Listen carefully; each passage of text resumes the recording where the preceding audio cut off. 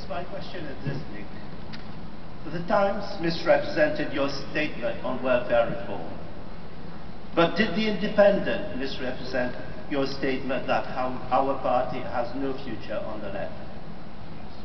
Okay. If we're really going to start getting into which headline misrepresents me most, I think we'll be here all day.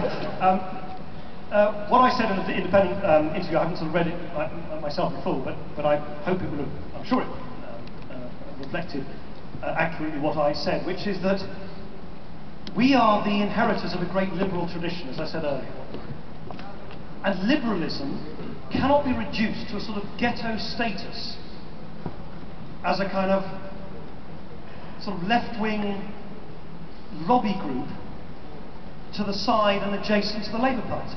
We're much more than that. We're much more radical than that in so many respects. On political reform, on civil liberties, on international affairs, on real social justice between generations, on, yes, the difficult issues like welfare reform, where my view is it is not morally acceptable to have millions of people on long-term dependency on benefits without having the incentives to work. I believe in work. I believe in work as one of the engines of social progress. It gives people self-worth, it gives them independence. It gives future generations the sense of optimism that they can get ahead, perhaps do better than their parents, live out their dreams. And what we've inherited from Labour, from Gordon Brown, was a very, very narrow definition of fairness, a very narrow definition of social justice, which said that they drew a sort of statistical line in the sand and said, well, above this line you're not poor, because we say so, and below this line you are poor, because we say so.